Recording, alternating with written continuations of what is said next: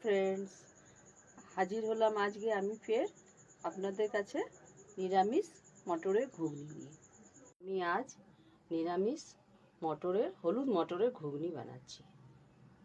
এটা পুজো পাঠের দিন আপনারা, তার জন্য 2 চামচের মতন তেল দিলাম।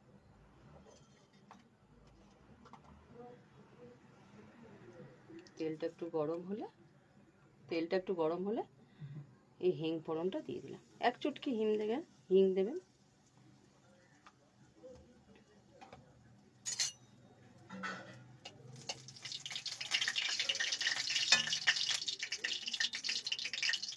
একটা মিষ্টি গন্ধ এলে আদা লঙ্কা বাটাটা দিয়ে দেবেন। এটা একটু ভাজবেন ভালো করে।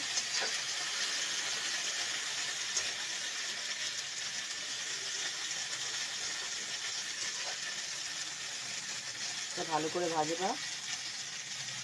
ভাজা হয়ে গেলে এই গুঁড়ো মশলার মধ্যে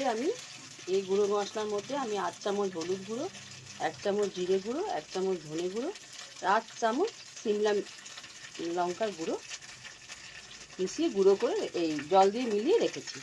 এটা আমি এর মধ্যে ঢেলে দিলাম। সঙ্গে বাটি ধোয়া জলটা অল্প দিলাম। এটা নাড়তে হবে, তেল ছাড়া অবধি মশলাটা একটু কষতে হবে।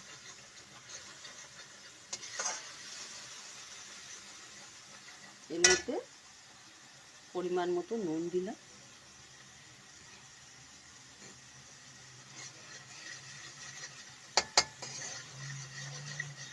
আর একটু আমি জল দিলাম।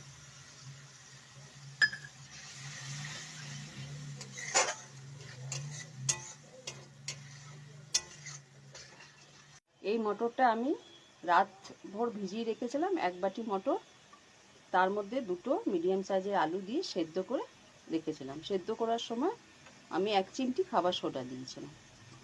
মশলাটা থেকে যখন দেখবেন তেল বেরিয়ে গেছে, তখন এই মটর আলুটা এর মধ্যে ঢেলে দেবেন।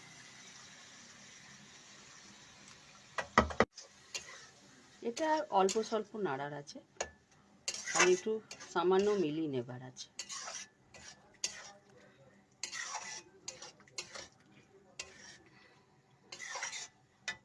একটু জল দিয়ে দেবেন। এটা এবারে ফুটে এসেছে। এবারে ওপর থেকে আমি একটা প্যানে তড়কা লাগাবো। একটু আমি অল্প তেল নিলাম,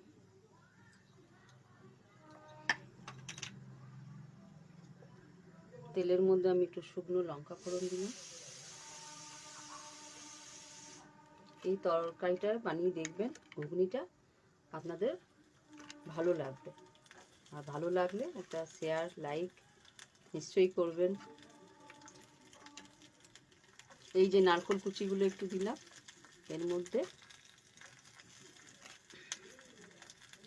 নারকেল কুচি, একটু শুকনো লঙ্কা, একটু কারি পাতা, একটু হালকা লাল লাল ভাজা হয়ে গেলে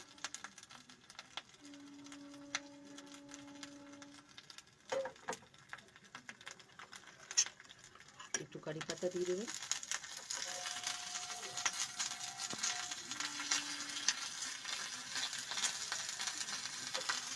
উপর থেকে এটা ছড়িয়ে দেবেন।